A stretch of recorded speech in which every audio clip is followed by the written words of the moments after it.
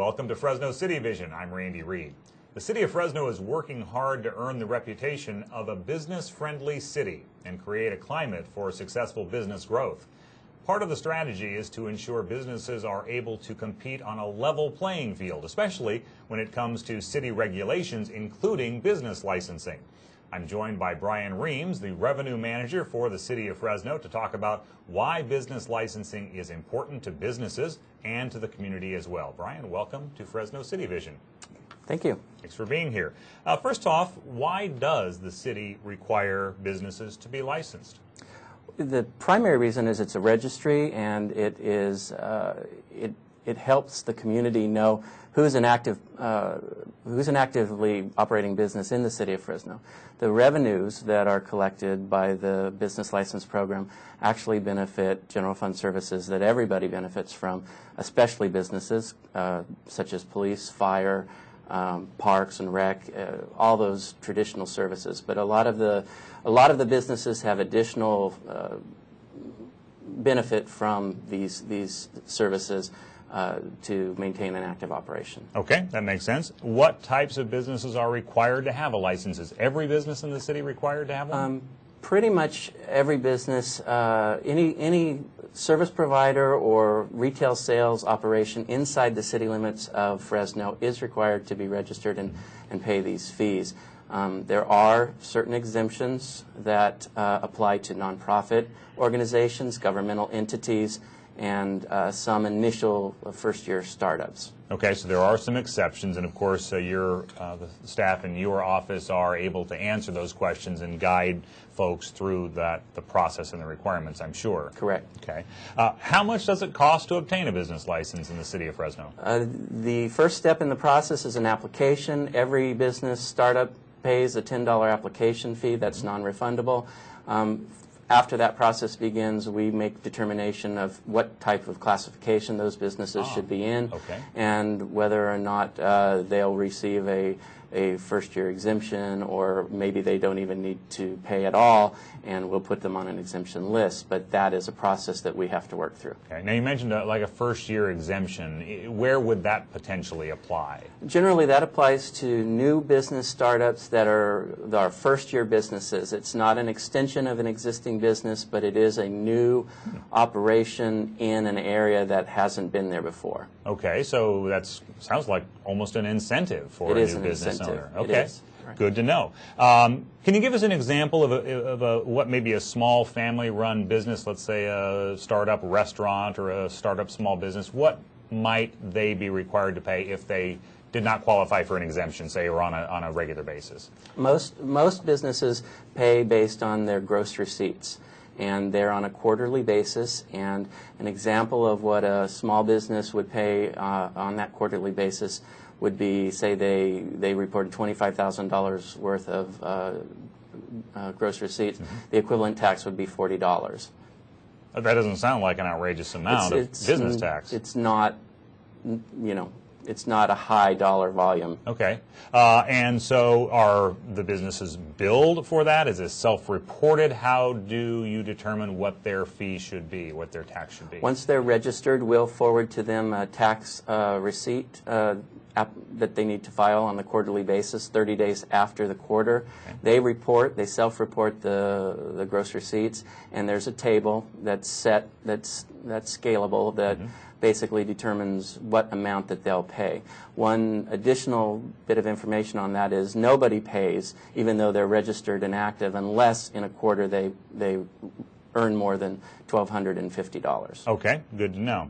Now, I'm sure there are some businesses that, for whatever reason, either they were not aware of the requirements or they chose not to comply with them, that are out of compliance and do not have a business license. What kind of enforcement is done to help ensure that level playing field that I mentioned at the outset? The city staff works diligently with databases that we have access to bring people into compliance. So if we find a business that's in operation through one of those sources and they haven't actually put in an application, we'll notice them that they need to apply and begin the process, asking them to comply. If they don't respond to that notice, The next stage for us is to do an estimation and and send them a bill basically and say, you know, you haven't complied. This is what the city thinks you owe. Please pay it, or please give us the proper information and we'll recalculate. If that doesn't eventually get their input, then we will forward that bill on to our collection agency. Okay. And become a mark on their. And are there penalties, financial penalties for non-compliance and non-response? There are, and those include both if you're inactive and don't pay, and we send you a delinquency notice and you don't come online after the first initial due date, 30 days after the request. There's interest that begins to accrue on whatever tax debt that is due, and then failure to apply penalties begin at 20% and range up to 60%. Okay. Well, certainly the goal would be to get businesses into compliance on their own when they start up, and if they are not currently licensed, to become licensed as soon as possible. Again, walk through the steps of the process a little bit, because my understanding is when you start a new business, you have a lot of T's to cross and I's to dot, and there's some county responsibilities, and there's some tax liability responsibilities on the state and federal level, and then you've got the city involved. How does someone find out if you're a new business owner that hasn't done a lot of self-employment or other business operations before? How do you find out about all the requirements, especially the city's requirements? The city's requirements is best to call our office at our number 621-6880, or we're also available on the web, and we have an email address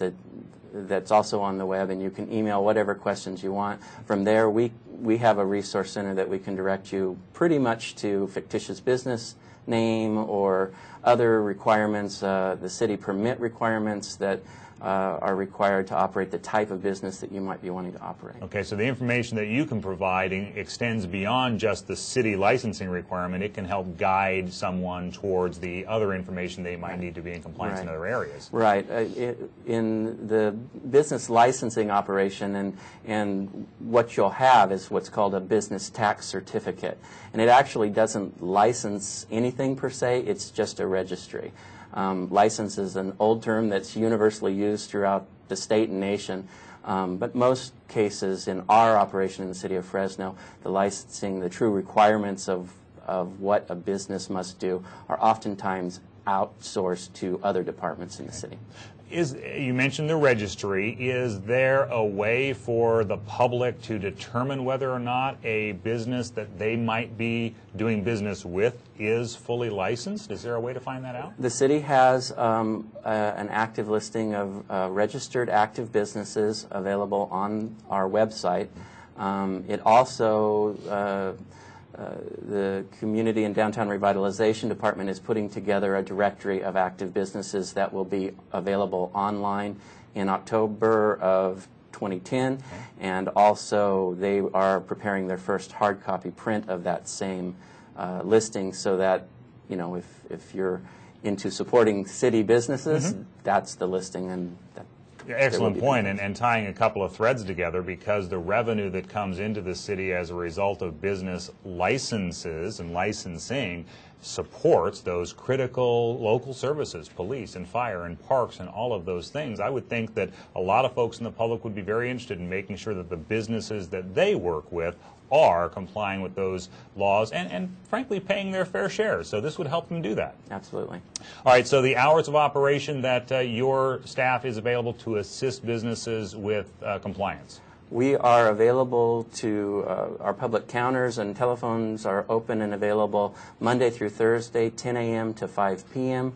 Fridays we are closed. Okay, so those hours again? Monday through Thursday, 10 a.m. to 5 p.m. Okay. And closed Fridays. And via the web and via the phone as well. Correct. So terrific. Brian, thanks for being here on the program. Very interesting information and useful for the public. Thanks for your time this morning. Thank you. All right. My guest has been Brian Reams. He's the revenue manager for the City of Fresno Finance Department. You can find more information about business license requirements by visiting the City of Fresno website at www.fresno.gov/business-license. That's all one word, fresno.gov/business-license. Thanks for joining me on this edition of Fresno City Vision. I'm Randy Reed, and I'll see you next time.